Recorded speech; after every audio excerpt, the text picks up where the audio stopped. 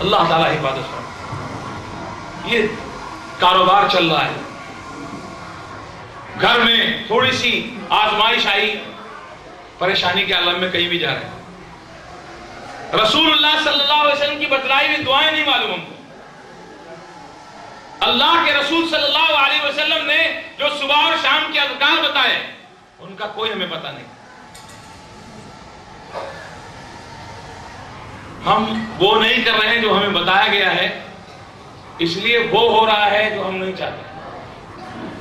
نبی علیہ الصلوۃ والسلام نے جو دعائیں بتلائی ہیں صبح کی شام کی، ان کو اگر پابندی سے پڑھا جائے، ایک دعا نبی علیہ الصلوۃ والسلام کی بتائی ہوئی، ایک دعا ضمانت لی آپ صلی اللہ علیہ وسلم نے، ضمانت کے طور پر فرمایا ہے کہ جس نے اس دعا کو صبح 3 بار اور شام کو 3 بار پڑھ لیا، آسمان اور زمین کی کوئی چیز کو نقصان نہیں پہنچا سکتا۔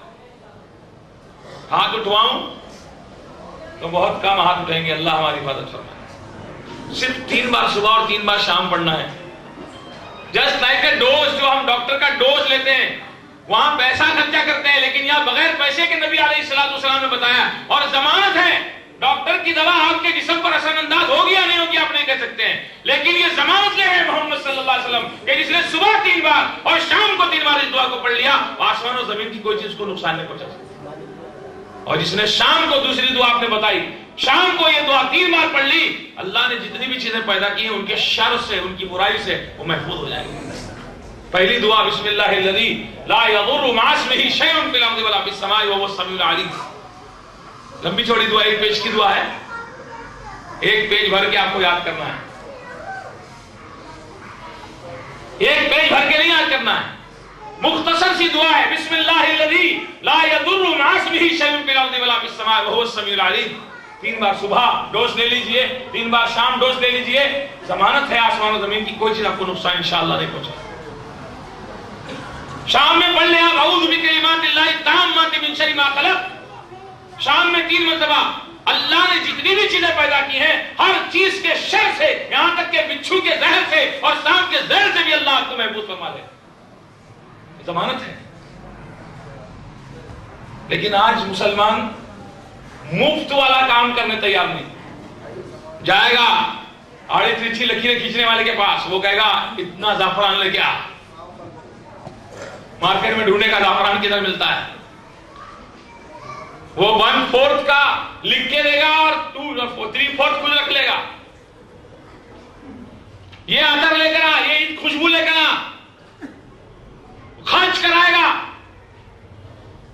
اور کوئی فری میں علاج کرے گا، مسلمان کو تسلی نہیں ہوگی، ارے وہ پیسہ نہیں لیتے یار، وہ کیا علاج کریں گے، کچھ خرچہ ورچہ ہونا چاہیے بھائی، تبھی تو اثر ہوگا۔ وہاں بھی اس کی سوچ یہ رہتی کہ گڑ ڈالو تو میٹھا ہوگا، سوچیے آپ، غور کیجیے، کہاں پھنس گیا مسلمان، کہاں پھنس گئے؟ کیا حقیقت ہے ان چیزوں کی جاننا ضروری ہے ہمارے لیے، ہمارے لیے ضروری ہے جاننا۔ یہ ساری چیزیں جو آج نظر آ رہی ہیں ہم کو، جادو اس کی کیا حقیقت ہے، جنات اس کی کیا حیثیت ہے، نظر بد کے بارے میں ہمیں کیا بتایا گیا ہے، ان ساری چیزوں کو جاننا ہمارے لیے ضروری ہے۔ جن کون ہے، جن کوئی مخلوق ہے یا نہیں ہے، جن انسان پر کیسے سوار ہو جاتا ہے، کیا وجوہات ہوتی ہیں، جادو کس طرح ہوتا ہے، نظر بد کیسے لگتی ہے، اور ان ساری چیزوں کا علاج کیا ہے، یہ ساری چیز جاننا ہمارے لیے ضروری ہے۔ کتابیں بے شمار مارکیٹ میں آپ کو ملیں گی، لیکن آپ ان کتابوں کو لیں جو قرآن اور سنت کی روشنی میں لکھی گئی، بہت طرزماتی دنیا آپ کو ملے گی۔ ام لهم شركاء شرعوا لهم من الدين ما لم يأذن به الله، یا ان کے ایسے شریک ہیں جنہوں نے ان کے لیے ایسا دین مقرر کیا ہے جس کا اللہ نے حکم نہیں دیا۔ ومن الناس من يشتري لهو الحديث ليضل عن سبيل الله بغير علم ويتخذها هزوا أولئك لهم عذاب مهين۔ اور لوگوں میں بعض ایسا ہے جو بیہودہ حکایتیں خریدتا ہے تاکہ لوگوں کو بے سمجھے اللہ کے راستے سے گمراہ کرے اور اس سے ہنسی کرے. یہی لوگ ہیں جن کو ذلیل کرنے والا عذاب ہوگا. اور بہت ساری چیزیں آپ کو ملیں گی، بہت ساری توہمات ملیں گی آپ کو مارکیٹ میں. ایسی چیزیں آپ لیں، ایسی کتابیں آپ پڑھیں جو کتاب و سنت کی روشنی میں لکھی گئی، قرآن و سنت کی روشنی میں لکھی گئی. آئیے تھوڑے سے وقت میں ہم دیکھنے کی کوشش کریں گے ان چیزوں کی کیا حقیقت ہے. سب سے پہلے جنات، جو ہم سنتے ہیں جنات، جن کیا ہے؟ یہ کوئی مخلوق ہے یا صرف خیالات ہیں؟ قرآن ہم کو بتاتا ہے کہ جن جو ہے اللہ کی مخلوق. قرآن و سنت سے ہمیں پتا چلتا ہے کہ جن اللہ کی مخلوق ہے اور اللہ سبحانہ و تعالیٰ نے ان کو پیدا کیا ہے.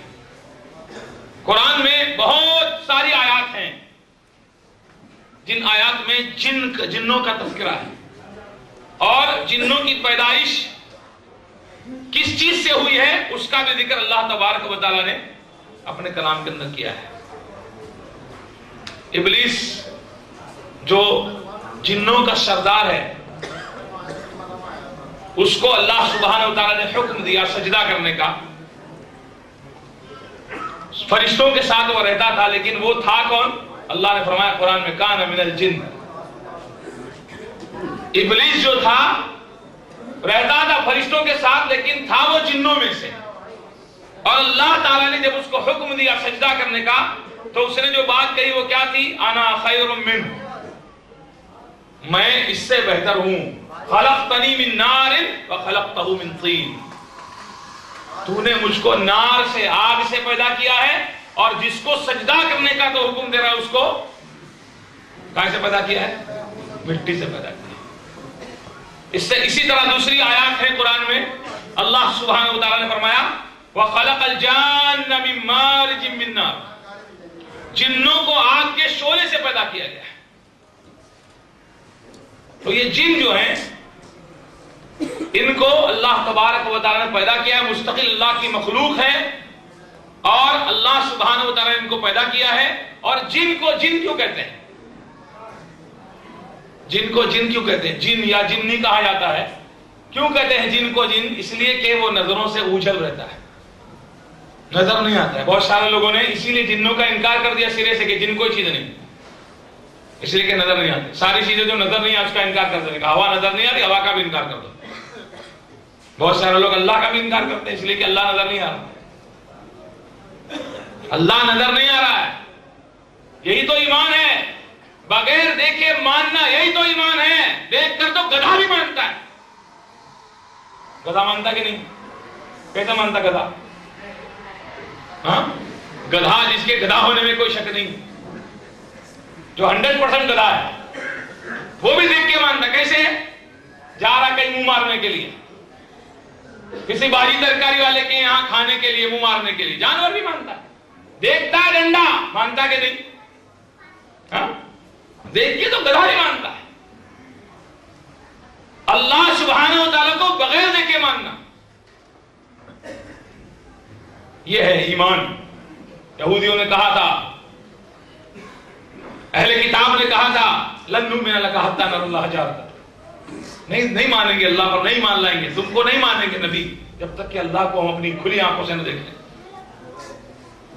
دنیا میں مانے گا بغیر دیکھے، اللہ تعالیٰ آخرت میں دیدار کرائے گا. دنیا میں کافر نہیں مانے گا بغیر دیکھے، اللہ اس کو دیدار سے محروم رکھے. تو جو چیز نظر نہیں آ رہی اس کا انکار، جن نظر نہیں آ رہے ان کا انکار. جبکہ قرآن میں نے آپ سے عرض کیا بے شمار آیات ہیں، بہت ساری آیات ہیں جن میں جنوں کا تذکرہ ہے، ان کی تخلیق کا تذکرہ ہے. اور احادیث بھری پڑی ہیں جنوں کے حالات کیا ہیں، ان کا کھانا کیا ہے، ان کا اٹھنا بیٹھنا کہاں ہوتا ہے، وہ کیا کیا کرتے ہیں، ساری تفصیلات احادیث کے اندر موجود ہیں. تو پہلی چیز میں آپ سے یاد کر رہا تھا کہ اللہ کے نبی صلی اللہ علیہ یعنی اللہ تبارک و تعالیٰ نے ان کی تخلیق کا ذکر اپنے کلام کے اندر کیا ہے. اور اللہ کے رسول صلی اللہ علیہ وسلم نے فرمایا کہ اللہ سبحانہ و تعالیٰ نے جنوں کو آگ کی اونچی لپٹ سے فرشتوں کو نور سے اور آدم علیہ السلام کو مٹی سے پیدا کیا. صحیح مسلم کی روایت.